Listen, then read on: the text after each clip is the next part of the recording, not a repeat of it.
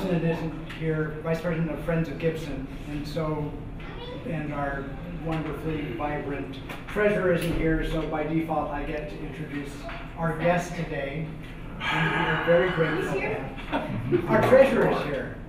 Oh, our secretary is not here. Did you want to do this, John? Are you here?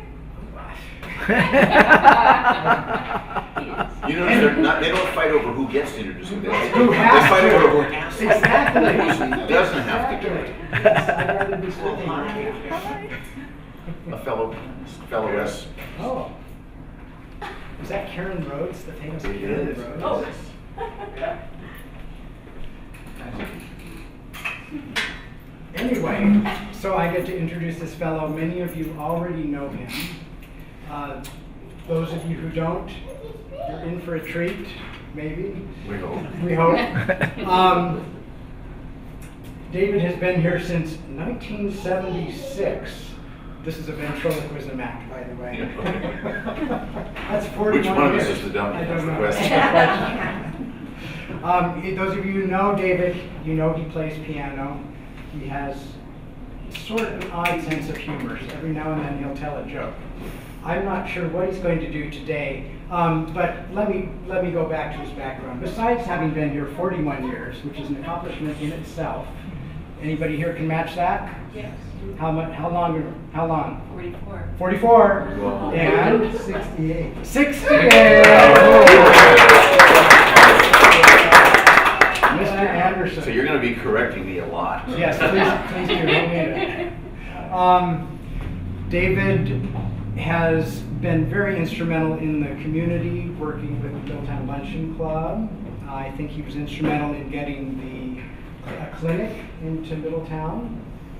He has been apparently nominated several times for Lake County Star Awards, and there were so many that he was nominated for that they gave him the Spirit of Lake County Award because of his good work. He also sold real estate, getting out of that and getting into music. Here's a little known fact. You see him without his piano today, it's because actually in his earlier life he went to school. He is a performing artist in voice, and he's going to sing for us today without piano, a cappella.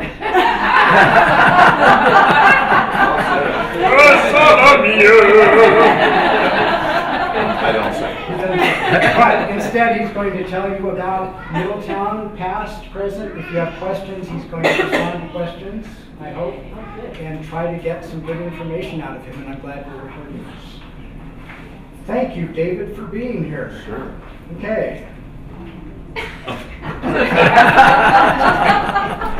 So here's something I always wanted to do. So you have to pretend you don't see. As long as I'm here. Thank you very much for being here. I'm David's hand. One half of his piano talent. Yes, he is a weird dude. Ta-da!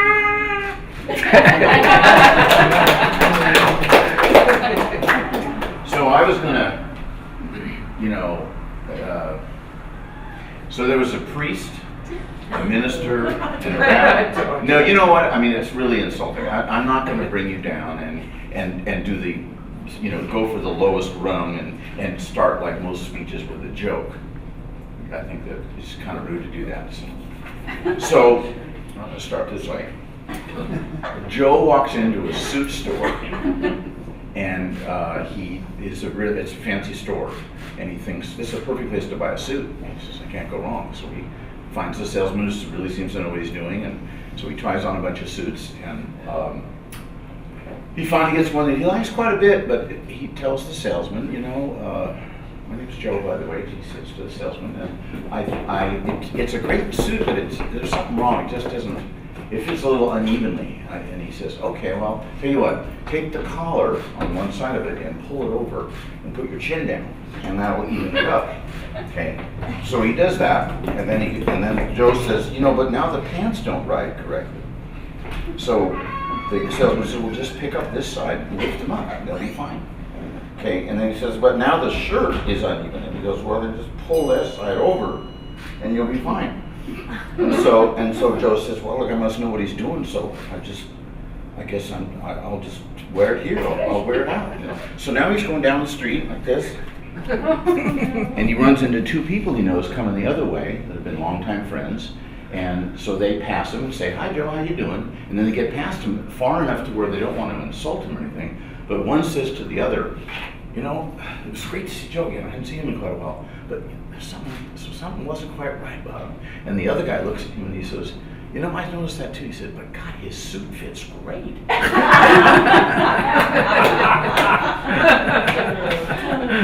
So, and this, now you have the reason why my wife says, honey, stay with the piano.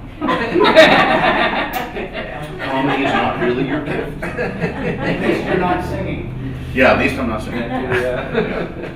Yeah, if they had a contest, and first prize was 15 minutes of me singing songs, second prize would be a half an hour of me singing songs. Okay, so I did arrive here in 1976. Most people keep thinking, I'm going to say, because I'm getting older. By the way, that early thing was, I've been practicing an old man voice all of my life because I decided then when I actually have that voice, it'll be really easy to just grow into it because I've been practicing it all the time. Now you know why. Listen to that silence, like most of my jokes suggest. My gold is 11 on the gronometer. Yeah. My jokes, and I usually get that, sometimes higher. So most people think because it's 1976, they always think I was born here. I was 26 when I moved here. Quick story is a little background on me. By the way, I don't know what I'm going to do for off and on a couple hours here, whatever it's going to be with an intermission, because I'm a man of few words. You know, most of you that know me, maybe not. In fact, my parents, some of you heard these all before. My mom said, first of all, when I was a little baby, she said, I never cried very much, but when I did, you could look in the crib and there'd just be a big mouth. The whole crib was taken up with a mouth. But she also said, as I grew into my verbal period, even though I was technically outside world, never believe it, I was shy in the outside world, but I was a yacker inside. She told me when I was about 13, she said, if you continue to talk as much as you do, you can retire when you're about 19 if you're paid by the word. Huh? See? Nothing. Oh, I get it. Oh, yeah. I guarantee you tonight about 5:13, when you're leaving here and you're in your car, you'll start chuckling at all these jokes. It's a delayed reaction. So I went to, grew up in Oakland. I went to Skyline High, where the notoriety was Tom Hanks went there later years.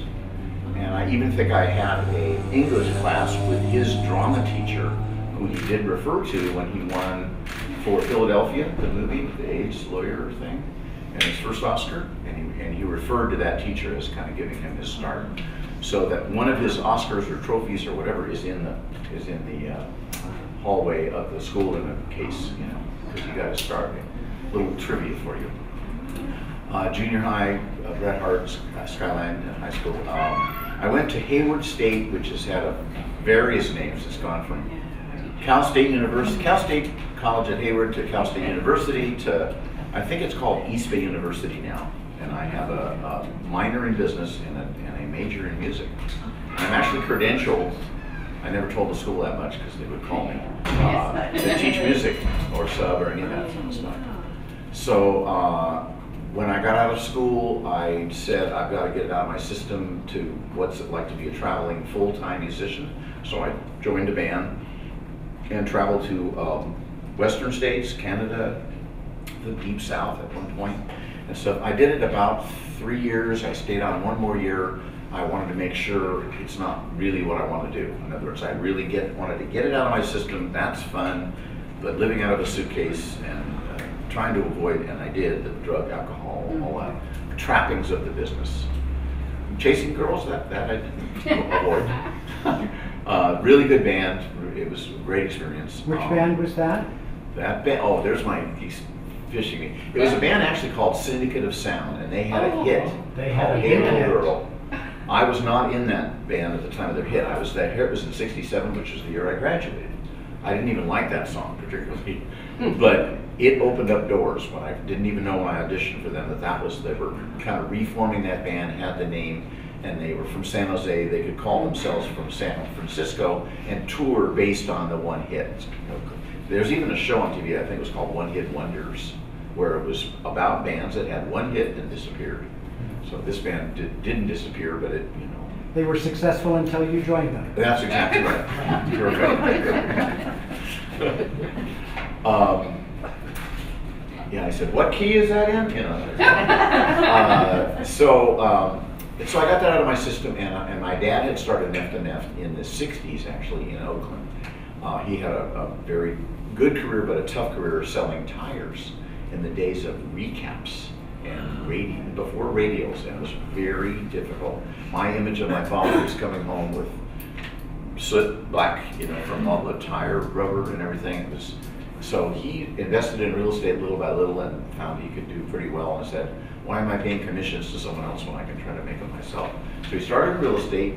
We came to Lake County due to Seagulls Hot Springs, one of the active hot springs in the Cobb area, and that got us to visit every month. And in those days, it was you rented cabin number 11 for the second week of August. So a lot of you are nodding, like that's how it was. People did a vacation resort thing in Lake County, and that's how my parents discovered how nice Lake County was, and so did I. And so when I got out of college, I said I'm going to probably need to go into real estate or figure out some way of making a living and live in Lake County. For most people, except for Jim Westridge over there, it's difficult to make a living in real estate. Jim came in at a perfect time, and it's partly his talent and partly I think it was great times for real estate. The economy was rolling, and I believe he was with me 13 years. 13. 13 years. The And good part of it was Neff. that's it. Yeah. And so Jim made a life change coming from Santa Rosa, and he came to work at Neff, as many people often move around in real estate. But I was lucky to have Jim for all those great years. It was a great partnership. And so he mentioned just briefly, it's not super public, but it is kind of getting around, that I would like to retire from real estate and just do music full time, which I've really been doing anyway. So we'll get into that a little more. But I'm going to just do stream of consciousness today, which is probably the best way to do this, and take questions and corrections seriously, because when I moved to Lake County, so we're now talking 1976, and by the way, so I should roll back. So 76 was a tough year. I came off the road with a lady friend that it did not work out with, and only less than 5 months after moving up, in the beginning of 76, my dad had a heart attack and passed away. So I went to my mom and I said, even through all that and running the business, because my dad had become ill, and I liked it. I liked, really beautiful places to be, but you're always leaving them. You're just constantly packing your suitcase. And we were the kind of band that would play 1 to 2 weeks in each city and travel to the next city. That's just the way it was. And in order to make a living, you had to move along and travel. So big transition from the bright lights, literally there's a song called Bright Lights, Big City, to Lake County. And the Lake County in those days, by the way, I think its population was about 55,000, which I believe it's still about 55,000. For various reasons, it grows and people move in and out. But I liked living in Lake County. So even after my dad died, luckily before that, so my mom didn't think I was just stuck with the business because he died, I had told my parents, I like the business even before my dad got ill. I'm enjoying it. I'm starting to make some money. One real estate sale that's decent is an awful lot when it's out playing in a band. The money, if you are successful in selling it, really. So that was a factor. And so I told her I'm ready to stay and become a broker, and I bought the business from my mom, and I've been running it since about 78 is when I became a broker. So, and what I am doing now is going through the transition. Lost my home in the fire, now living in a very nice home through insurance, and we're doing fine over in the Buckingham area. But boy, my daughter, who's just gotten married, they were pushing at the time for, why don't you, they had been Folsom, now husband, why don't you move? It's a perfect time. You had the fire. You can come and work where she was very successful is in Keller Williams, which is a huge real estate company. The joke was I actually visited her there, went to one of her team meetings. They have teams, and they have 400 people in the building associated with Keller Williams. And the joke when I was introduced is I said, you've heard of the 1% business with stuff? I'm the 1% because I have 4 agents. You have 400. Anyway, I told my daughter, it's not just Cobb, where we lived for 35 years and raised 3 children there. It's not just Cobb that I love, but I love Lake County, unabashedly. I just think it's the quality of life here, the air, one of the big issues that we can talk about, and there'll be other people that love their impressions. The reason Lake County, I believe, stays like it is, a major reason is there's no major way of getting here, right? We all know, I can see the heads nodding. You got 2-lane highways, you have no freeways, highways. Tunnel. What? The tunnel. Yeah. Oh yeah, forever I heard about a tunnel that's gonna go through St. Helena. I think we're just waiting for them to re-asphalt areas. I'm not sure where the money's gonna come from for the tunnel. So there's no airline except the minor one at Lamson for small planes. There's no rivers. There's no train. Yeah, that was another big rumor, right? That apparently you can see even where the lines were going to be. And some of those, I guess those maps, somebody knows, late 1800s, early 1900s. There was sure talk of trying to get a train here. Several efforts, and that goes back to the covered wagons and everything else that would come up to take the waters, I think they called it, which is that whole history of Cobb and the hot springs. So there's always been reasons for people to come to Lake County, but it never exploded the way they always thought it would, the next big thing, and they still are saying it was going to be the next big thing. I'm watching with interest if this plan for Gwinnett and Langtree that you probably heard about. I mean, they want to build a huge thing out there, kind of like a Rancho Murrieta. Yes. It'll be interesting to see if it happens. There's been a lot of start stops, but I hear major money from the Orient is behind it, and somebody believes they can really, develop that. We've taken some major hits. Tremendous hit, you all realize, is Canocti Harbor Spa, Inland Spa. That was actually starting to really create quite an influx, certainly on the weekends. Probably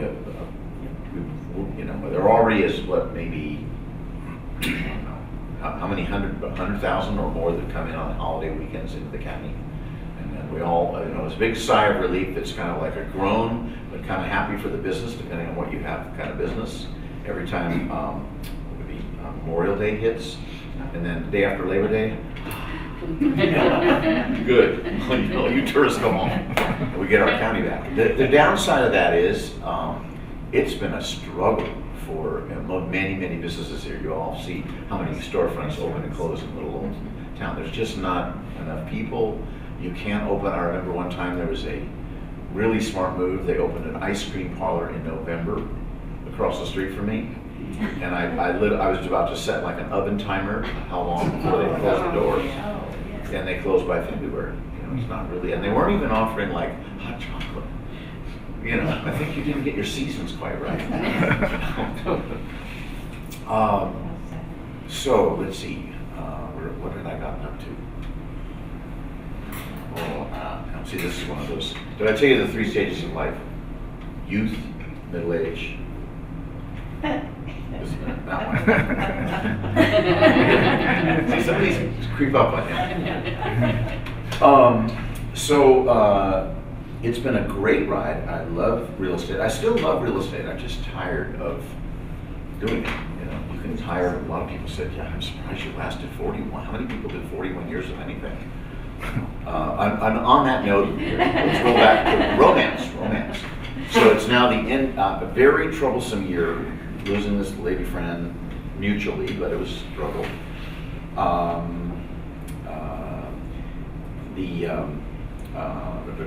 And then my father's death. So now I'm rolling along, but lo and behold,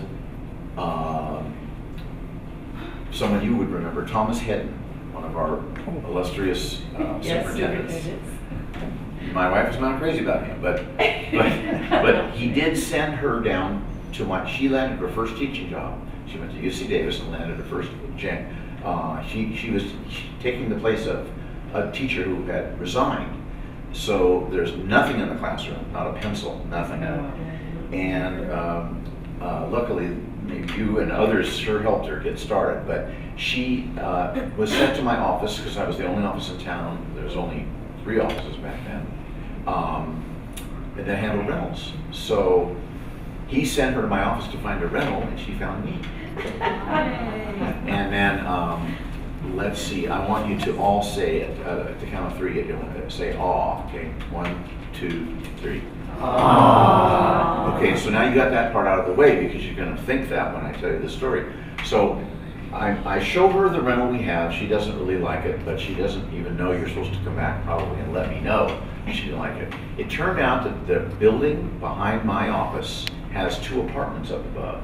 She ended up renting one of those apartments, and I saw her enough every once in a while around town that that I would see that she found out where she lived. So then my keen mind discovered a pattern that because I wanted to meet her, I needed an excuse, to meet her again. And she's really, really wrapped up because you can imagine she was just, it's like I think late October, and you probably remember this, Joyce was there. You know, she's panicked. It's her first teaching job, there's no materials. She's just swamped with lesson plans and trying to survive this first year of school. So the last thing she's thinking about is this Neff character that she kind of remembered meeting. But I remembered her, and I wanted to get to meet her and know her better. And so I realized there's a pattern that she's going to the post office every day at the same time after school. And I see that through my office window because I have a view of the post office, if you know where my office is. So I said, I know what I'll do. Tick, tick, tick, my mind's going. I will happen to go across the street at the time I see her going into the post office because she's going to be coming out of the post office. And I could meet her and say, oh, how are you? See, this is the awe. So, now in those days there was not much to do. I think our first date was real exciting. We went to the high school basketball game. But afterward we went out for a soda pop. You know, there's an awe. And I think an ice cream cone or something like that, you know. And that finally led to more of a date, you know. And here's your big awe, is this coming Christmas, the day after Christmas of this year, I'll be married 40 years. Congratulations. Thank you. And as I tell everyone, we have yet to have a disagreement unless the day ends with a Y. So now I'm up to, an all-married guy. We end up having 3 children. We built our home. We lived in Anderson Springs. We built a home on Hobart Drive, which was one of the main streets that got leveled after the fire. There's nothing left around there. And so back to my daughter again, jumping around again, this stream of consciousness. Dad moved to Folsom after the fire, and I said, it's not just Cobb that I love, but I love Lake County. My friends are here.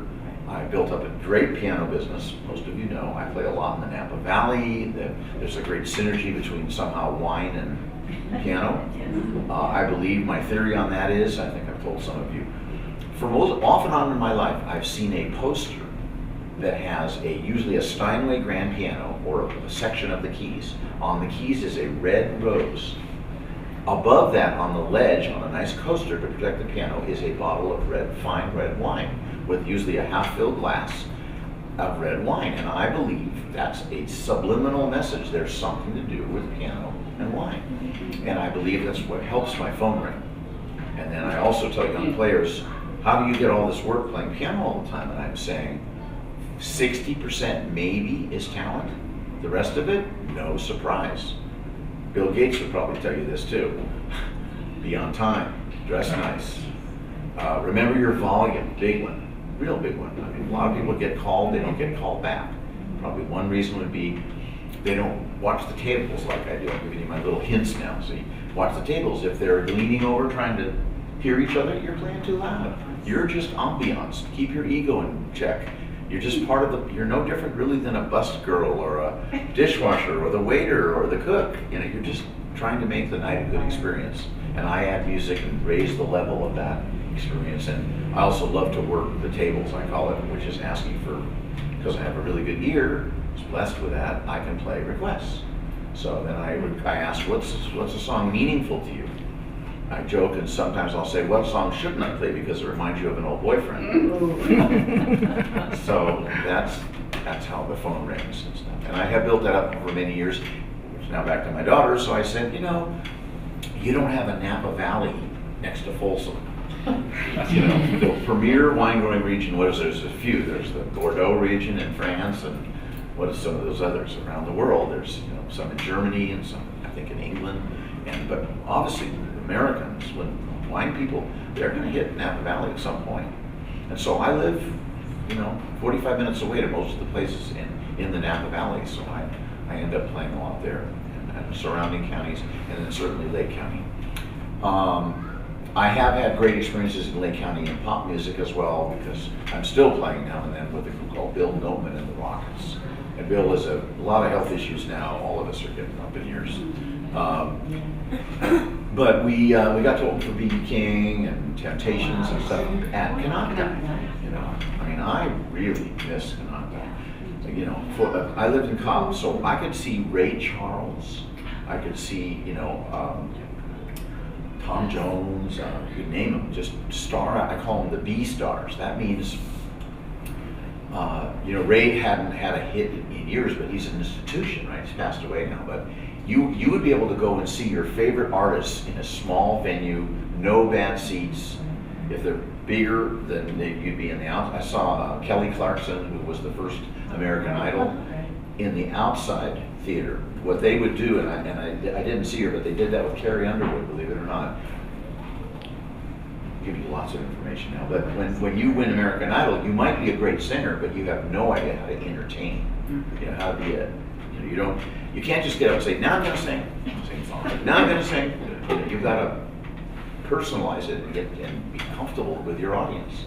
And they would send people to places like Nocti that are in the outskirts, the sticks, right here we are, to learn the craft and not, it's like kind of like being off Broadway before you're ready to bring the production to the critics, you know, to where you really better be good if you're going to sell the stadium out or at least get a decent audience. So I have had great experiences, and I'm actually in a new group now. There's a plug. It's called Clean Sweep, because it's a whole bunch of new people. Oh, look at this. Look at this. Look at this. There's another. Where's the piano? I know. Right. There's a long-time good friend of mine, AJ Franks. AJ! Thank you for being here. AJ's wonderful. He has my forever admiration, because unlike me, who had lots of piano lessons and just had a whole lot of good breaks for me. Hello there. Hi.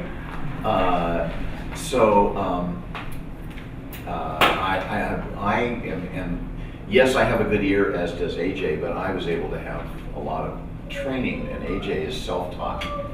And I'm just so, I mean, he has also great style and great ear. And we share lots and lots of great stories and war stories. Remember the time that, you know, I mean, we have a lot of those, you know, because he's had played in New Orleans and San Francisco and New York and Chicago, and I don't remember them all. And we're not talking about Las Vegas, okay? No, and we all know whatever happened there stays there. About that. So, anyway, so I was able to tell my daughter, and she understood. As soon as I really started explaining it, she goes, you know, another factor, my wife is actually very shy and had built up a great circle of friends here. And so I said, Rachel, do you really want your mom at her age? She's 64, and if she's not here, I can tell you that. So, by the way, one of the reasons she's not here today is because she goes, I've heard everything you're probably going to say. Oh, not only once, but many times, especially if you're going to tell any jokes, which, AJ, you're very fortunate. You missed my opening jokes. I'm thrilled to hear. No, you are. So, anyway, so, it's, she lives in Folsom. It's a little over 2-hour drive, and grandkids we hope will be in the offing down the road, and, then I can practice that old man voice again, Okay, what you really came to hear about, Middletown. So it's in the years 1976. There is certainly no signal lights here. The reason I knew we needed a signal light at the first one that came in, which is not the one by the school, but the one at 175 and 29, you could, if nothing else, here's the reason. You could, on a Friday evening going into Labor Day weekend or into Memorial Day weekend, if I wanted to, God forbid, come up behind my office and come up what's Main Street, it's kind of funny because that's 175, and want to go through the intersection. If I turned right, I could do it. But if I wanted to go through the intersection, inevitably when there's finally a break, let's say it's 6 o'clock now on a holiday weekend, and it could be any weekend, but especially holiday weekends, there would be no break, really. It's a steady line of cars then coming in. And there's no signal there, remember. So every time finally there's going to be a break and you can actually cross the highway, there's some cars coming the other direction. So I realized they're going to have a signal light here to stop people so that I can get across the highway. Right? And unfortunately, I believe, I don't know if there were any, probably a fatality or two, but mostly there was some injuries and certainly fender benders and stuff. The reality of when you're on this queue of where you're going to get a signal light, and there's all over the state, there's only so much money. I think that falls under Caltrans, so you had to keep a record, and it's like it's a negative thing, but accidents is what caused them to move you up the ladder and finally get the funds to build a signal. So that was kind of a big deal when a signal light came in.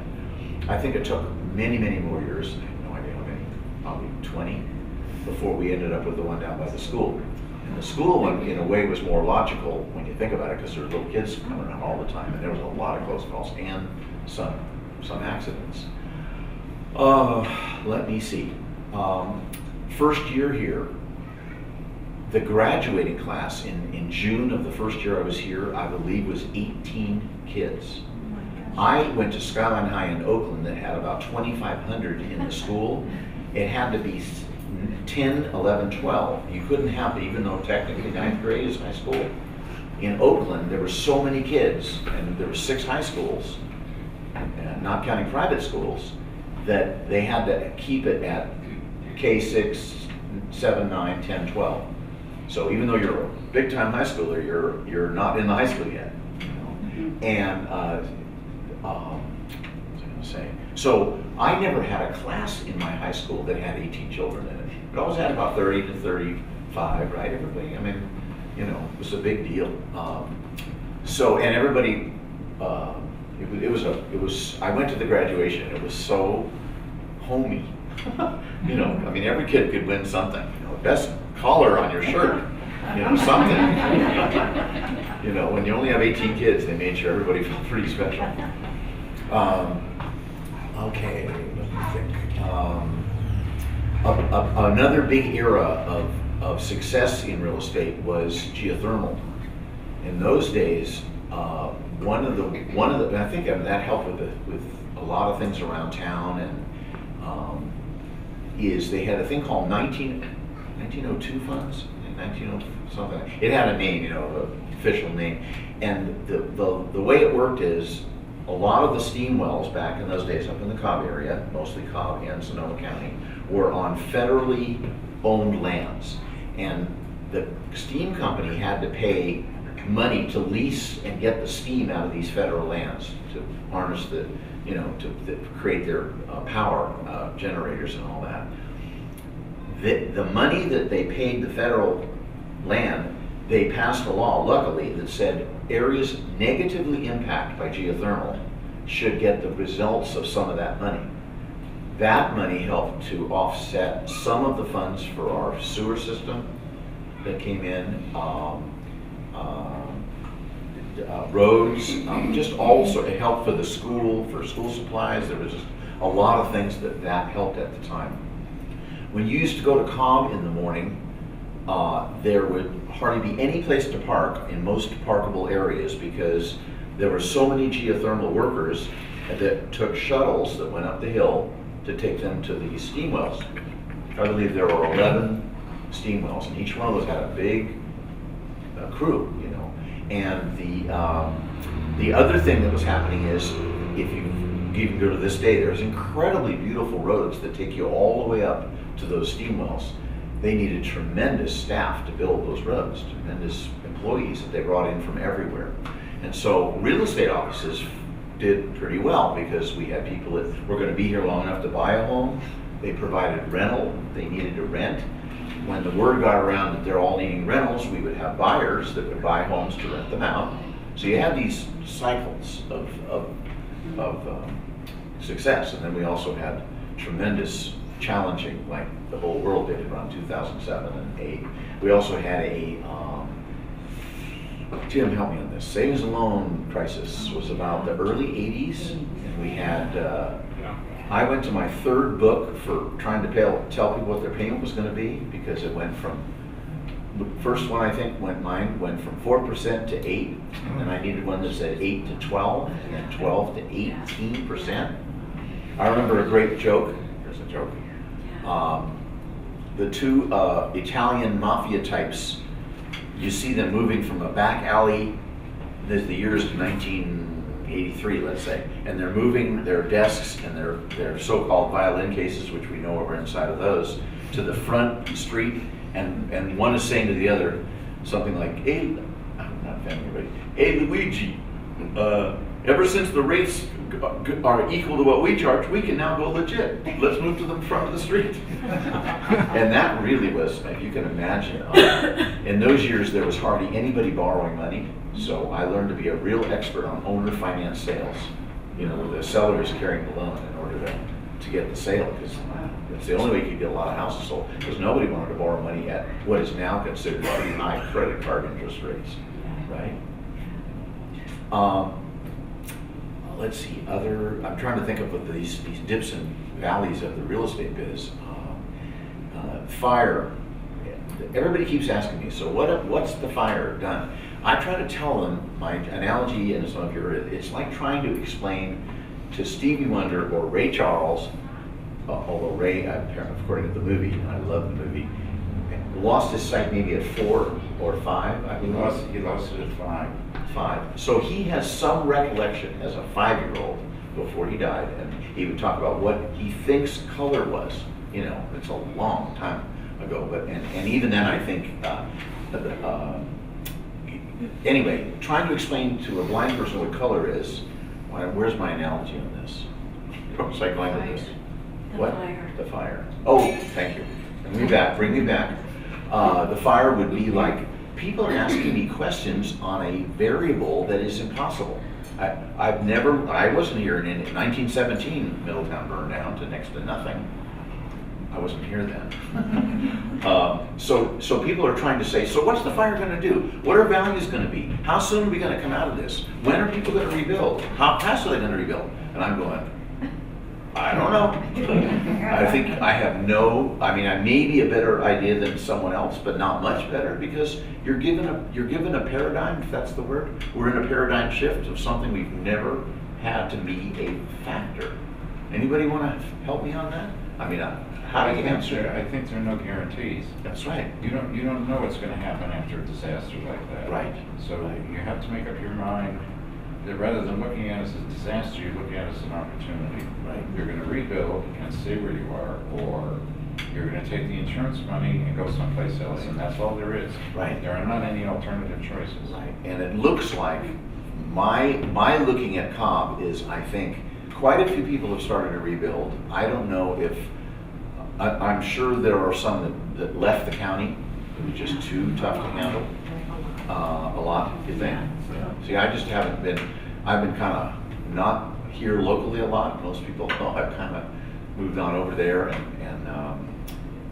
just getting my house back in order. You know, that's the, when you, and I know probably some of you can identify in the room, it's the most common question I had personally when I would describe the fire is, I could see in their mind, they're saying, what do you do when you wake up the next morning and you don't have anything? I need Q-tips. I need a pocket comb, unless it was in my pocket. And then the other issue is, let's see, I'm trying to The think of other it. issue is what happens next. Well, that one too, for sure. Is you wake up and what's it like to not have a home, and you know, what's your next step going to be? Where you know, it's like you just need time, and it's luckily, and also someone to help on the settling of insurance. It's a really big one. I'm a great fan of public adjuster.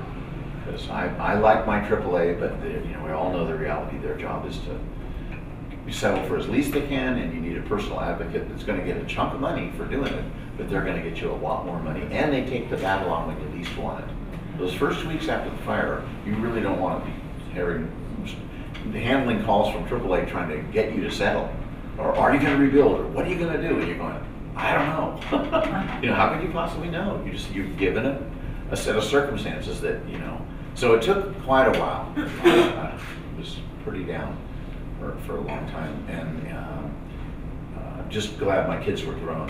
That helped a lot. And good, and also Samaritan's Purse. They were incredible. That's not my faith, and yet they were somehow the word had gotten around, and I was right on the top of the list. Maybe that Spirit of Lake County award helped or something, because they said, we hear you're a real giver, and they sent us maybe 8 or 9 people out for 3 days in a row to help us sort through ashes, and just it was a great mental relief. And believe it or not, I'm cracking jokes and Trump, and they couldn't believe it. They said, how can you know, most people are angry and bitter, and the last thing in the world they want to do is be, you know, try to be happy. And I'm thinking, and I'm not saying it was easy, and I didn't have down days and lots of tears too, but it was like, you can't go back. You just gotta move forward, you know. And we only got out in 15 minutes, no phone call. We grabbed a few clothes, camera, a jewelry case, a few important papers, and we're out of there. You made So- it 15 minutes shorter than I did. I made it in 20 minutes. You did 20 minutes. I want to say something about that if you don't mind. Sure. I got burned to the ground and lost everything. The extraordinary thing is to have friends who take you in without hesitation. Right. It took me 2.5 hours to get out of Middletown. The fire was so fierce where I was on my back windows, my slanting windows. The windows were vibrating like this because the fire was sucking the oxygen out of the air. Yeah. So I was out of there in 20 minutes flat, so I'm a little slower. I'm older than you are, so I'm a little slower than you are. And if it wasn't for the generosity of some of my friends, I don't know where I would have gone. Right. And they took me in instantly, and that is the value of friendship, as far as Right. I'm concerned. The same as when you visit places. My memories of even going to the Grand Canyon are where the people that I chatted with, Mr. Gabby, social guy, of somebody who's here from Arkansas or something. I almost think of that before I think of how beautiful the Grand Canyon was, because people to me are the answer. And the goosebumps is when we went down to settle, you know, fire stories, we all have lots of those, but to get started with our insurance, they had set up kiosks of the main 3, Farmers, State Farm, and AAA, in Calistoga at the fairgrounds. Well, by the time we went there, they had opened up the city of the fairgrounds. If any of you were there, it was phenomenal. I mean, the upside of the fire is, except for a very few cases of looting or anything negative, my opinion is it brought out the best of humanity. Absolutely. There was so much, and I hope that there was eventually going to be various books written and things, and I'm sure there's exhibits here and will be more of. That's as important to me as the fire, is the incredible generosity of everybody, the churches, the way they ran. I mean, I couldn't, you know, I kept turning them down. That you've given, all right, we don't need any more T-shirts, and we recycled them to lots of other people and stuff. And I said, I'm going to be fine. I have insurance. I will, you know. Yeah, but what do you need today? That's what they said. Right, and it was phenomenal. And there was tremendous cases of that, you know, everybody, I'm not a horse person, but I guess the horse community was phenomenal. Right, of everybody boarding them and taking them and putting them in their trailers, and no questions asked. It And was- from Solano, they were doing it from Solano. Yeah, I right, noticed. right. And I'll never forget the scene of big burly Hells Angels guys frying up burgers and stuff down at the fairgrounds. Oh, gee. They had chair massage. They had, you know, they were trying to help. Now, of course, the majority of the people there were going to be able to come back to their homes. Some of them didn't know if they had a home to come back to, as we know. But a lot of it was just people that, hand-to-mouth existence, can't really afford to go to a motel or anything, so they just set up cots and tents, and it was incredible, really. Where do we go? Let's see. Other major events, I'm trying to think of periods. We have math now in here, Middletown area town hall, right? We used to have the Middletown Progressive Task Force. There have been many versions of math in all my years here in Lake County, always looking to, make Middletown a better place. One of the things that I wanted to do is, because of Middletown's tremendous Western history, I visited a town up in Oregon called Sisters. And Sisters, I never could get this off the ground. I actually took pictures, and I came back and made a presentation at the luncheon club and at the merchants and stuff. It just never quite, the timing wasn't right or whatever. Couldn't get that, Everybody was like a lot of things in life, yeah, that's a good idea, but I don't want to do it. So other people can do it. I used to think what Sisters did was a very, they had other things in their advantage. Like, I think it's Bachelor Mountain is a ski area not far. They also have Bend, Oregon, which has exploded now.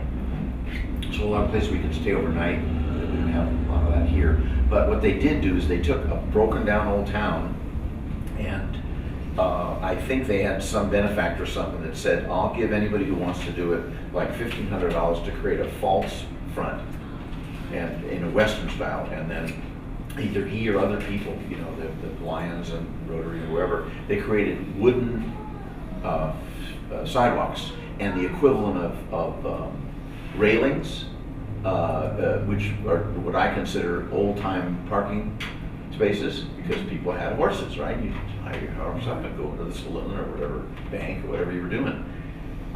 They made the town superficially look like a Western town, and then asked the stores to kind of start carrying more Western things, and they started creating Western events, and then you could continue on as you made more profit, which they did, make the whole store into the Western thing. And if you go up there now, it's like there's something going on just about every week that's all related to, they have the same thing, right out in front of my office in Neff to Neff, Black Bart used to rob stagecoaches.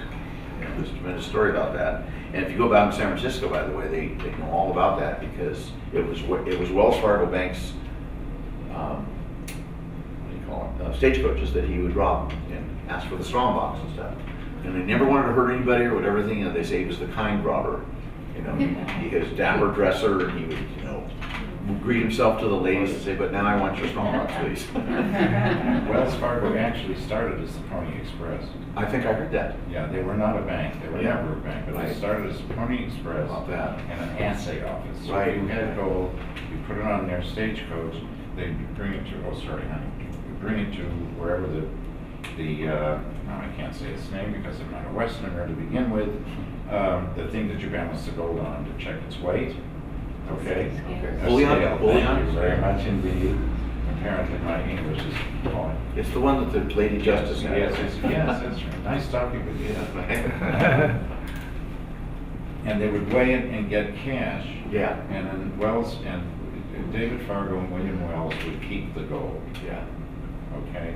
So that is the original start of banking in California. If you go to San Francisco, the main Wells Fargo office down there has like a little history museum. And I believe they have one of their early stagecoaches and Yes, an they do. example of the strong box and a lot of the history and all that stuff. And they mentioned Lake County because their nemesis was Black Bart, who used to live in the hills up here somewhere for a lot of his life. And so because of that, the fact that we had this Western thing, I thought this would be an appropriate theme for the town, because and the big battle that I have never not seen here is the growth versus no growth people.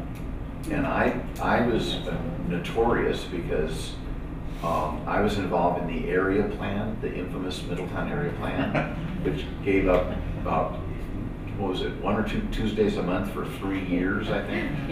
That it was like, when I opened my mouth, which was, as you can imagine, now and then, I would be the sellout in a way, because you're a realtor, aren't you totally pro-growth and everything else? And I went, no, I'm for smart growth. There you go. I said, this especially, we didn't have a sewer system back then.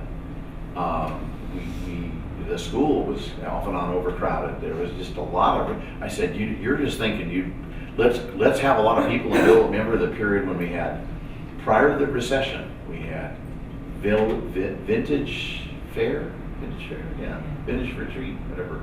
I can't remember all the names. Valley Oaks thing, all these big things that were 3 at once, I think, that were going to come in.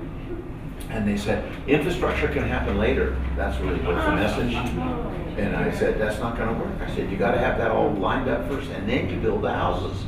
You're going to end up with a bunch of empty model homes because there's no water for them, the schools, And I took a lot of hits for that. I really did. And probably even hurt business too, but I'm a believer in the quality of our town and to this day, Take a break for questions if you Well, want. the general plan back then, when I moved here in '84, I don't know if that was still in force, this particular one, but throughout it said, maintain our rural quality of life, Absolutely. just in these general terms. Yeah, I think that was the mission statement. Yeah, that sort of thing, yeah. And they're real clear, wasn't Yeah. specific, but. Right. It's still here now. There may be some of you that are fans of it. I did not and would not, I didn't go real public like I used to, but the Dollar General idea, that big controversial, they stopped Taco Bell from coming into Calistoga years ago.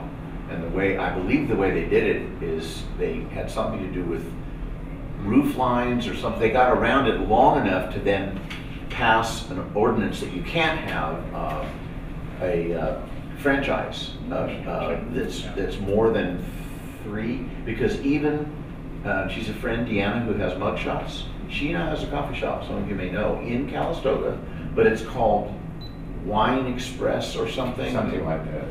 And it's on a side street, but still within the city. They wouldn't let her come in as mugshots because it would have been the 4th one, because she has, let's see, where are they? There's one on Hartman Road. There's one on Hartman Road. And there used to be one in Hidden Valley, I think it closed. It's no longer there. But at that time, there were 3, and they said, we call they had it down there, if you had, a franchise is any more than 3 of the same named businesses. That's correct. And they passed that as the problem is, you have to find other ways of stopping it here, like public pressure, which is really why it's not coming in, Dollar General, I believe, because you can meet all the requirements. There's ways of mitigating every law, every minimum square footage, every signage. It might be ugly, but you can meet that. But I think they finally got the message the public doesn't want that look in our little town. And in Calistoga is a city. You can pass a city ordinance. We're not a city. Everybody used to think that we're just stopping the road. Yep. I heard that Dollar General is coming back with an offer of something like 7,500 square feet rather than 9,200 square Which feet. might be a lower threshold of what they can do and how they look, yeah. Well, it's probably not over yet. I'm just saying, it's not the beginning of the end, but I'm just trying to, you close your eyes and try to picture, and then if you've seen the ones that are already in these, they're really ugly. Is the press here? I don't care. They're a box store. They're just a small, big giant. The biggest thing ever is the letters Dollar General, and they don't fit the little. Yeah. A couple of comments, and then I'd like to know what you think. Sure. I was a fire department photographer from 1988, volunteer until 2000. And so I got to know with the pictures and other things. I took pictures of the Middletown Days parades and all. So I used to take them to the Middletown Star, and Martha was it, Martha Webster. So I got to know her, and she always had time for me. And like when I was learning to write a little bit, and one time I wrote something, she said, "This is way too long," and she completely rewrote it. Not for me to use, but like, here's an example. I mean, she always had time for me. You bet. And I've never forgotten that. And so much you did, people were talking about even naming the park across the street from Martha You West. bet, And I yeah. don't know if you have any comments, but I just think so highly of her. She's probably one of the 10 most favorite people I ever knew locally. Incredible. Yeah, so- And you know, the only reason the Times Star stayed as open and viable as long as it did is because she worked for next to nothing. Yeah. Yes, yes. And was a great writer, and I mean, I miss her a lot. She was a tremendous talent. Yeah, And really super good. sweet. I mean, a lot of what she did, I think, is still here, you know, so. Yeah, yeah. And I think she mentored a lot of kids in writing, and just, you know, she was also never was accolades about it. She was just quietly this heroine, you know. Yeah. She wasn't no grandstanding about it at all. You were going to say something? I was going to ask you a question while you were on the development track. Sure. We'll go back and forth Yeah. all over. Do you have any opinion of the development at Hartman Road and 29? Is it called Valley Oaks, or Yeah. you know anything about it? You know, it's like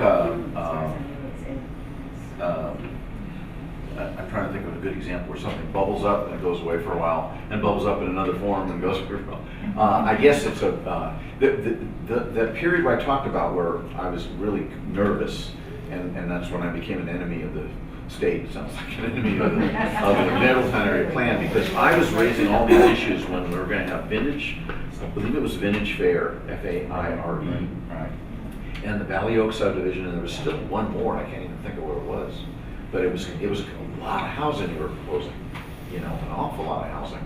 And I know there were issues of water, there was, I mean, all the basic real life issues that, how you gonna, kids that live there, how are they gonna get to the school, you know? Well, there's still the issue of water because we have a building moratorium That's in correct. Benton Valley because we only have secondary water rights. I did So hear I'm that. trying to figure out, because they're talking about this starting now. Yeah, the Valley Oaks thing again. Right, Yeah. and where is their water gonna come from? Right. All you can do is hope that to me, that the world understands that that you got to have the infrastructure in planned first, or know it's going to happen. That's probably Trump. He's always bothering me for advice. The Pope calls me. Yeah, the Pope. Yeah. Yes, sir. I just want to say something about Dollar General store. They have a pattern of trying to locate in places that are called economically depressed communities. Correct. So if you have a Dollar General store in your community, then you are looked upon Yeah. as a depressed community, which means business people who are trying to get something started. Yeah. They say, well, why the Yeah. hell do we want to be here? Right. It's a depressed area, let's go someplace else. Right. So it's like a curse in a way. Yeah. So there was another period, that reminds me, thank you for that, because it reminds me of the period, there was a very, very strong, sincere effort to get a jail sited in Lincoln. Remember that one? Oh, yeah. And luckily, that, It's a prison. I think it didn't happen mostly because the sad part about a society is you do need jails. The problem is they were touting like the employment it would have and the great jobs and all that, Right. but it's a negative industry. It always reminds you of the downer side of humanity and why you need prisons. And then, and especially with Kulik to this day, has image issues, right? And we don't need any more negative issues. It wouldn't have been a place to play either, would it? What? Oh. Oh, like Johnny Cash. Like the prison. He could be the prison circuit. Get ready. You know what that is? You should tell these folks about the prison. Get ready. Drum roll. Captive audience. Sorry. It's nice talking with you. Yes, nice talking. You know, it's got a lot of security there. You know, the bars on the windows are already all Not set. only that, if you go in an association with the church, the ladies cook, Yeah. and they feed you, it's very, very, $40. It's going to be $40. $40, it's a big deal. All right. Yes, sir. Do you think Anderson Springs is going to end up with a sewer system as a result of all of this? I don't know if you're still connected. I'm not property-wise. connected. Can I answer that one? Because Sure. of Christopher and Corinne, the answer is yes, absolutely. I think it'll happen, and I do think it'll happen. Reasonable time? It's apparently a reasonable time. There's some hassling about people who are living close to the creek. Yeah. If you get under construction, you're gonna have to back off a little bit from where the house originally was. Mhm. Anderson is apparently a very old community, and was originally a vacation site as opposed to a year-round living situation, but the sewage is definitely going in. So, There what- was mention of that at the Neff meeting the Yeah, other night, right. and that the funding evidently has come through, but somebody asked about roads, and the answer was that the road funding would probably take longer. take longer, I understand we're supposed to do a little potty break, stretch break, whatever you want to call it, in a couple of minutes, so I'll do that. And I hope most of you stick around, because all the really exciting stuff, no, it's not true.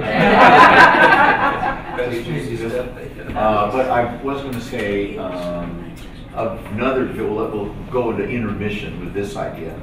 Very, very controversial time. I've been president off and on many times of the Luncheon Club, which is the longest, certainly in Lake County, but I think in darn near the west, a regularly meeting group of some that, and we had some memorable meetings with standing room only, out the door, in the street, that kind of thing. Some of those were controversial supervisor races, some of the school board races, but probably the most ever was when we had an information forum at the height of the pro and con arguments on having a sewer system in Middletown. The reason is lots of people, their own septic and everything was fine. And in order to get the funding for Middletown sewer system, I believe, if I remember some of the statistics at the time, ran about 8 to 9 million of what we have now here. And it is oversized, I think most of you know, but it's turning out that some of those extra sewage ponds and stuff are going to work for Emerson Springs. They'll incorporate them. But the local share of the 8 million or so was 800,000. The reason it was so low is because there were state and federal grants. In order to get some of those state and federal grants, you had to voluntarily go into a moratorium for 3 years. No building at all in Middletown for anybody. You had, and that was controversial, as you can imagine.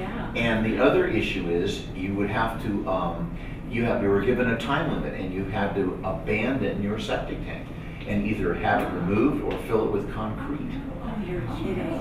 No, and I believe even at the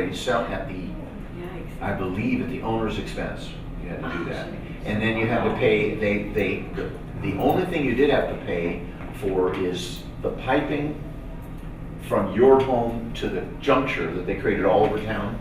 You had to pay for that, and so your hookup, and you had a small hookup fee, and it was one of those things where tremendous savings on the hookup fee if you signed up in advance for it, because then they could take, if I remember all this, they could then take all of the costs of the hookup fees, and if they had the money in advance, they can earn interest on it and everything else, so it made it very cheap. In fact, I think some of them were waived, if you have low income, could show that. So, but the tremendous, in order to get it even on the ballot to pass, to have the sewer system, you had to have, I think it was 66 2/3, and it was nip and tuck, just literally people going door to door and all that, And again, I was the enemy because I supported it. And I sure God, I understood when you had a little couple that lived out on, the biggest culprit, maybe some of you know, that caused the reason for the sewer to come in is there were some close calls of where people had, it would be a shallow well and leach lines very close to the well. And so they were worried that those leach lines could have sewer water that's not treated enough yet go into the thing, and then kids are going to get ill, or adults or seniors. And all they needed was that, and then it's not voluntary to shut down the town. The state comes in and says, "You're done. You can't do anything until we correct this problem." So we wanted to try to avoid that, and there was a time limit on some of those grants that was running out, and I believe we were one of the very last communities you had to have a bunch of things happen. It had to be flat, you had to have a post office nearby, a place for shopping. There was a whole bunch of conditions on getting into this moratorium that allowed them, and the big seller we were saying is, if you don't do it now, and we eventually have to have it, it's going to cost you a lot more than the splitting up of all those people to pay 800,000. So the more that signed up in advance, and the more, it was very, there was just, almost came to fistfights, you know. You could just see it. So we probably take a little time. break. We can all, there are snacks in the staff-only staff room. You can Staff continue, only. not a captive audience because you're still here. We're here. Which means you may have something to ask David. That's what you're saying, you want to hear it. No, I Yes, no. Yeah, no. I was That looks like an hour's worth more. Hey, come on back. What do we want to hear? The second part of, oh, son of me. David, don't So, yeah, don't do that. David, don't. Don't ruin everything by singing that. What was the most expensive property you ever sold? What? No. No, I can't. No, I can't. I'm just trying to think. I got, for me, I got. The question from the audience was, what was the most expensive property you have ever sold? By far, it was, I was involved in two really great sales here. One was, what used to be Ralph. He's the one who bought it. It was a airway strip across from Hidden Valley. I don't know if most of you know. Hidden Valley, when it formed, it was supposed to be across the street from where the main gate is. That field was supposed to be the original Hidden Valley, but Mr. Barcelo wouldn't sell it. Oh, clever. Land Barcelo. And that in beautiful, beautiful property Yes, with it the is. creeks and valleys, just gorgeous.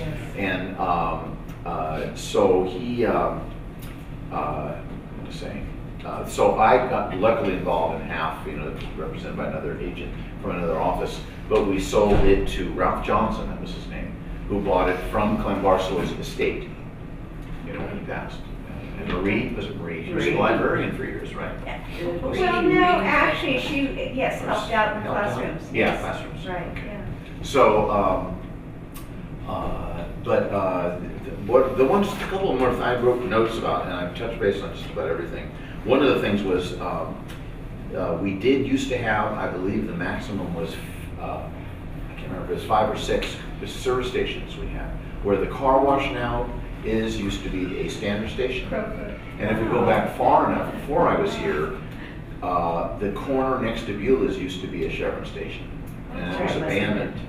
Wow. And a lot of controversy there because of abandoning the proper way to abandon tanks, Right, Superfund, all that stuff.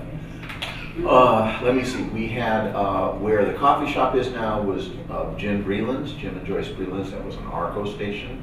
And I think if you go back before that, it was a Flying A station.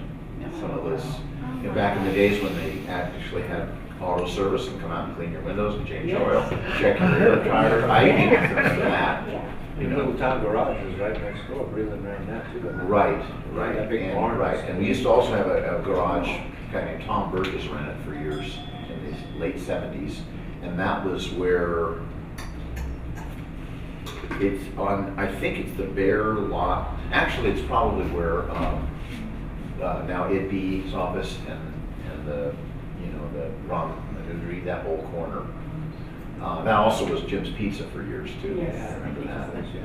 At Evolution, and Jim's Pizza moved over to what used to be the what is now the Tribones at the brewery. Yeah, the same Right. Brewery. And of course, that building, some of you know, used to be an ice house. Meaning, before there's refrigeration, you used to rent a locker. That's my understanding. So if some of you can correct me. But you had a key, and they still have a key selection of the keys to show the old days. But you rented a locker, and you put your winter meat that you'd buy, probably from a butcher or a friend that slaughtered a cow or whatever, and you'd put it in there, and it would just be in the ice freeze and take it out as you needed it, because there was no ice boxes. My version of it, what I thought an ice box was, you remember the little tiny refrigerator that Ralph Cramden had in the Honeymooners? Yeah, my grandmother. Little tiny, he'd always want things kept in there, and Alice wouldn't leave them in there. Because they put weight on them. Anyway, let me see. So I was talking about service stations. Then down where across from the Cowpoke, which by the way used to be the Stagecoach, and at different times when the food was really bad there, the town called it the Cockroach. I'm not kidding. And that became the Cowpoke now. And across the street from that, we used to have, some of you remember, George had a 76 Union Station. So that was a gas station. We had, so there's, this is before Store 24 and before Hartman Road or anything. So those were the, I think there was one more station. So they operated concurrently? They did. And the community really supported all this gas Well, stations, isn't it yeah, right? and you know, Wow. Remember, It sounds like you had more cars than people. well, what has dropped a lot when you think about it is there's still a few places up in Comp that are open that are not private churches, like Coburg's has become private with the TM Center. I don't know if you know, it became a meditation center, and the Free John, or all the different names that have the Sieglers. When those places all went down, that meant all those people didn't have cars coming up from the city that needed to gas up somewhere. So we had a tremendous, the population still goes up quite a bit in the summer with vacationers. It's still one of the products that Lake County offers, but it's dropped a whole bunch, right? And there were lots and lots of little resorts. There was, you know, all those places in Loch Lomond, BG's and Alara's. See, I can't think of it. There still was Whispering Pines Cabins, which still rents. They're still up there, right near the water company up there. Yeah, when I moved here 10 years ago, when I moved to Cobb, they were either condemned or on the brink of being condemned, those little cats that was Pines, and now they're all really cute. Right. All remodeled. The other thing is, I can't And they tell did you, burn. geothermal, it really brought in thousands of people here. You know, but it was about a 7-year period, and I think some of those stations kind of opened and closed during that period, got going, you know, because there was enough commerce. Just going to talk about the need for this. Yeah. The kind of like now you think sometimes, you know, the town still rolls up about 9 o'clock at night, right? There's lots of places to park in town now, but it was different. We really have had, you know, a lot of that. The Cobb Shell, they used to have, remember they used to work on cars? They worked on cars, like an sure old they fashioned did. gas station. Yeah. Wow. Crowfoot, by the way, is the one who had the station for years on, well, I think he had Cobb too, and Tom Delfino. Yeah. Used to work for him. Yeah. But a busy Chevron station was where the car wash is. It's just that what happened was a lot of those, when you know, all these companies, like we talked about how hard for newspapers to survive, a lot of them, you either had to buy your station or they close you, that kind of thing. You know, they just, a lot of the lower performing areas for the big, you know, just like a lot of stuff. What do you call it? Consolidation stuff, and lots of people don't make it. You know. The other thing I was going to talk about is the luncheon club. Great little club. You know, the whole idea of the luncheon club was generally to have non-controversial subjects, so that when there wasn't controversial, that's when it packed up. You know, because when they were non-controversial, it might be, you know, well, in those days, the headline of the local paper might be, Mrs. Johnson's wash falls off clothesline, heavy winds predicted. They were looking for headlines, you know, just a kind of slow-moving city, town, stop on the road. You know, I used to joke at the beginning, I saw a great one the other day, Strawberry is a little town on the way to Tahoe, right? And there's one business in Strawberry, and on the marquee, it's cute, it says, same sign, now entering Strawberry, now leaving Strawberry. Beginning and ending signs back to back. Yeah. So Middletown has had those kinds of periods and stuff, but it does endure, and I still think it's, I don't want to live anywhere else. I still think, I like clean air. I like the fact that there aren't too many people here. It's just I'm blessed with the ability to tickle the ivories and find places that want music. I had the pleasure of meeting your receptionist, notary, Jody. Oh, Jody. Yes. Yeah. I had a difficult, you know, there's another thing. 76 was another big challenging year because not only lose the house, but Terry Camary, who had been with me for 28 years. You know, watched my kids grow up, everything, and I watched hers grow up. She told me she wanted to retire at the end of, and this is before the fire, and even after the fire, she goes, I hate to tell you this, but I still want to retire at the end of the year. And then Jody came along, and Jody, here's another fire story. Jody's parents, Barbara and Dave Galvin, bought a home through me, 1978 maybe, when first in the business up in Cobb. Then they sold that home, used the money to build a home. Then I think they bought one other home as a rental, and they had children. Okay, the daughter and a son. The daughter moves to Middletown and lives over by Rabbit Hill. Her brother moved, I think it's another part of Middletown, or maybe Hidden Valley, one of the few areas where they had the fire. At the point of the fire, the daughter, I'm sure you've heard these kind of stories, but this one takes the cake to me. The parents call the daughter to say, our home's gonna burn. We're right in the path. We're gonna come down and stay with you. They go down and stay with her long enough to find out their home's gonna burn. They call the brother, his house is gonna burn. They had to finally leave town after 3 places to move to. So, but luckily for me, she worked for a winery and they were downsizing or whatever, and we did love little towns. Here's another thing. So you go across the street to Mugshots, and I mentioned, like I yacked about everything, I'm gonna be trying to find someone to replace Terry, who's like my assistant forever, like a sister to me. And Beverly, right, at Mugshots, is the manager there and mentions it to Jody, who is looking for a job, and the next thing you know, I found my next. Yeah, that is nice. So, Jody told me that she was down in Santa Rosa. You know, her boy was, I think, a junior in high school. right, Dakota, wonderful Had kid. done a senior year and said, why did we have to move? And she said, we don't have a place to live.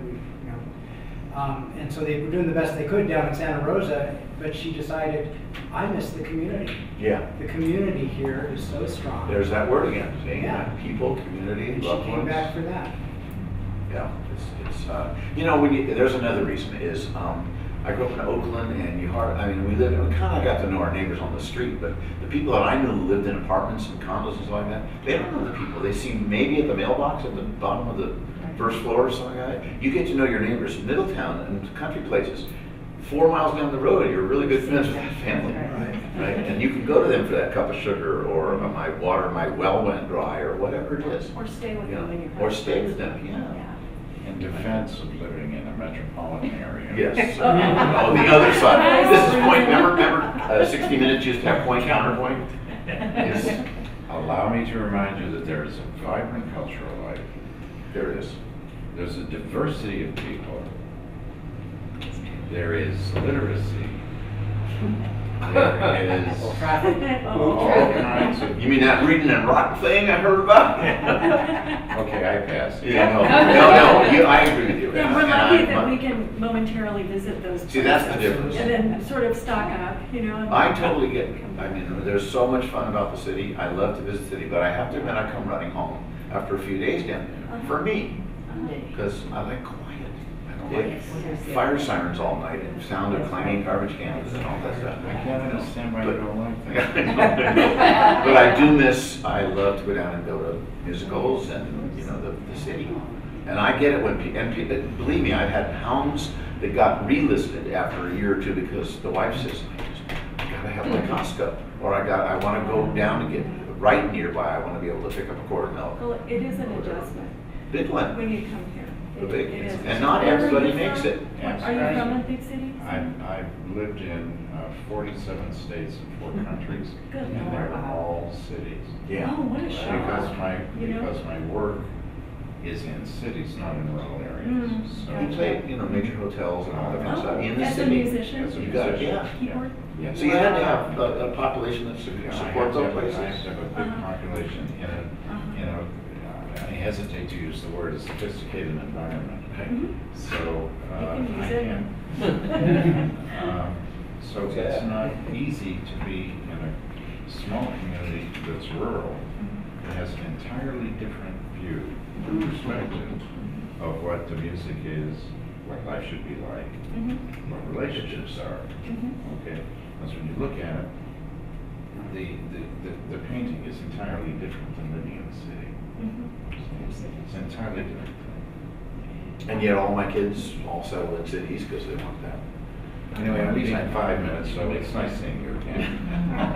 No, it's, I get it. And there really, and there's certain people that just love the city. And they think this would be the most boring place, how can you possibly stand it? But, you know, that's what fills up the freeways, right? I mean, we have a lot of, I'm one of those. I travel for a living. Right. And I spend a lot more time on the road traveling than I do at Cobb. right. And I look around, and I've lived in numerous places. I've lived on islands and in cities and interesting places, and I just can't find anything that is as unique as Cobb. So it's still, even with the bare mountains, as they're removing the dead trees and everything, you know, it's still hard for me to find a place that I think is as unique to live in. But I'm getting a big dose of other cultures because I travel a lot. Well, So that's- it sort of suits me.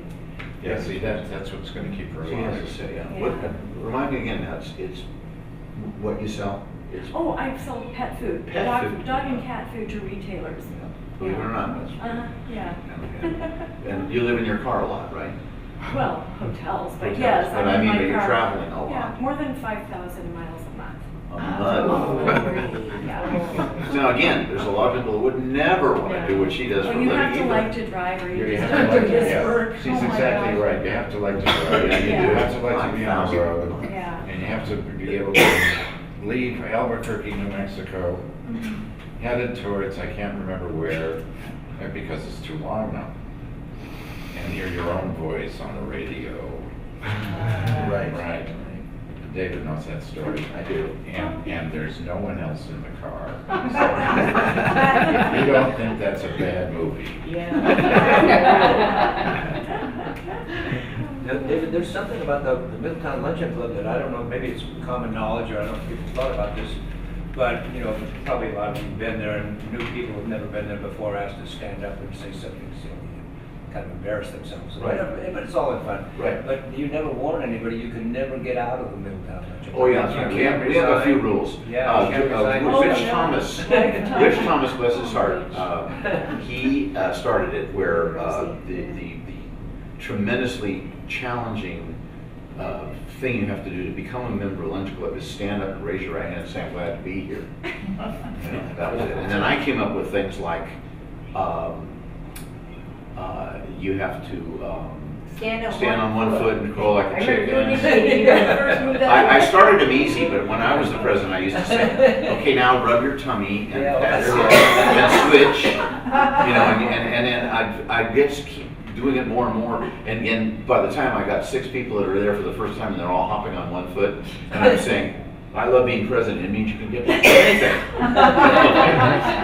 So we had a lot of fun with that. But anyway, Luncheon Club, we have a little board. The nice story about Luncheon Club is that, without giving away all of our secrets, what happened was, many years ago, a generous person donated the land where is now the Middletown Clinic to the Luncheon Club. And he said, the condition of that deed, it's in the deed, that it has to be used for a service to the community somehow. It can't be like a private, you know, mom and pop retail business. So what happened was then, at that time, Wells Fargo, which is now Tri-Counties Bank, had a little modular building. That was their bank, you know, and they felt like that's, you know, it's kind of like one of those, almost a drive away where your savings could go down the street that night. They thought not great for image. And so they were going to build a permanent building. So then a guy named Horace Richmond, who actually was licensed in my office for years, way back with my dad, he made arrangements with, through the Luncheon Club and everything, to have the building moved down to be the version that has now been more permanently the Middletown Medical Clinic. So they took that building and that became the Middletown Medical Clinic. Then years later, the Medical Clinic, which technically was, the Luncheon Club was the landlord's, it was, to this day, is it Seventh-day Adventist that runs that same hospital? They wanted to buy the building. So then the Luncheon Club, the board at the time, made the arrangements to sell the land to and the building to the church, St. Helena Hospital group, then took that money and invested it. And then to this day, the Lunch Club is able to take that money very carefully, and we feel like the spirits that loaned it, you know, that made this all happen. We've got to make sure that any of the funds the Lunch Club uses goes to the public benefit. So that we So help what for kinds the. of things has the group done? John can help us. What have we done? We support a lot of like Boy Scout things. We buy an animal every year at the fair. We do a lot of small town things and some bigger things as well. When we put some money up when they wanted to build a baseball shed for the equipment at the school. I think we helped with some lighting at night for the Friday Night Lights football stuff. And it's a nice thing. We're really careful with that because we want to have it there when we need it. We did a lot of things with the fire, some other things. We have a big long We list. helped of- Hope City. What is it? Hope City. Hope City, yeah, Get them we're on the- partnering with them now some on housing. People Services, we've helped them in the past. And other nonprofits. Long Other list. nonprofits. Patty is nice enough to have managing our funds too, investing. Making sure that Is that there's money right, there to Toby? spend on it. There's a plug for her, see? Oh, no. Great investor, she's done really well for the Lunch Club. So that's kind of a neat, small town, see, that's the kind of thing where I guess it would happen in the city, you'd never know about it. But, you know, maybe you wouldn't know unless I'm telling you today. But there's all these things kind of under the surface, but it all has to do with community, I think. And that's why you're going to see me probably up there with my parents someday at the Cobb Cemetery. By the way, my dad's way over there in the corner because he said it's quieter in the corner. He started Same humor as I have. He started Wrote all my the mother phone calls, crazy. right? What? He started all the phone calls. Yeah. I get it. Yeah. David, do you know, it might be before your time, do you know anything about the Cobb Airport out on Heritage Flat Road? Or the history of The Cobb Because I- Airport used to be on Siegler Springs Road down there right near Siegler Springs. Well, but there's one out on Heritage Flat. There Road. was That one. building. Yeah, there was one out there. Yeah, I don't know anything about that one. I know that there's great pictures of the brief period of time when we had a major airline in Lake County was United used to fly about a 45-person plane that would land at the Holbrook's Airport and bring the tourists in. And let's go back to the heyday of the resorts. You could have this is before my time too. You had a round badge that, and each resort had a different shaped punch. You know, the impression of a circle, maybe a star, a rectangle, whatever it was, and you could go between Forest Lake Resort, which became a water company much later, and then now it's closed, and Holbrook's Resort and Siegler's Resort, and you could you come up and stay in your cabin in one place, but you want to get out and try a little different place to go and have dinner or whatever, and you could get your meal card punched in that other place and still buy it. In other words, each place would sell it, but it's good at all three places. Isn't that something? Oh, that's a cool idea. And they had shuttles and stuff. And it's passed. And again, I think that has to do with, by the way, there's another big change. People say, so what happened to all the resorts and stuff? I had my own theories. My theories were, it became cheap to fly to Hawaii, you know, and places where you could vacation differently. The world changed. The next generation didn't want to come and stay at Cabin 13 for the second week of August every year. They want, right? They don't want to, they're different. They grew up differently. And the last thing is RVs came in, how people vacation changed. You carried your unit with you and you go to Thousand Trails and all those kinds of places that opened up, KOA campgrounds and stuff. So the resorts went under. There weren't enough people that were using them from like the old days. So you probably aren't aware of this, but life changes. Well, it has so much to do with people when I was a little kid, we used to catch pollywogs. Well, kids would laugh at that now. That whole thing of just life in just a long, slow day, go Right. swimming and hang out, do whatever you want to do. But even growing up in they don't wanna do Oakland, that. we used to play outside in Oakland until it got dark. Oh, And we never gave it a second thought. You know? Yeah. Play with a stick. When even then the rheostats of the street lights in Oakland, as they started to come on, that was our signal, we better get home. Because they didn't really want us out in the dark, but we could stay out until dark. Never, you know, the word kidnap was reserved for Lindbergh. Yeah. The famous ones, you know, it just was a different world. That's absolutely right. right? Yeah. I mean, that, you know, there's so many things now. Now you get me started on what I think is a tremendous incredibleness of the digital age and cell phones and texting and all that stuff. The downside is the digital age and cell phones. Blessing You has know, occurred. there is a city, 2 or 3 cities back east where they've made it illegal to be a pedestrian and using your use your phone, Yes. because people are walking into traffic. Yes. They're getting, and they're not, There are incidents in New York City where people were walking against traffic, staring at their smartphones, not paying attention to traffic signals, and and get dying. killed. Or walking into a railroad track. What I'm saying is that we're prisoners. Yeah, we are. Okay, we're absolute prisoners. And I don't know what the answer is, because the genie's out of the It bottle, is right? voluntary. I mean, any scene anywhere in the world now that I've seen news on at night, first of all, everything is photographed because everybody has cell phones taking them. Right, there he is. They're right there. Look what he's doing. You know, and every scene, and there's thousands of them in, say, in Tokyo, of everybody's got a cell phone, everybody, and they're on it all the time. I mean, I love the new creative ways, like you go in a pharmacy and it says, you know, we'll gladly serve you if you stay off your phone while you're here.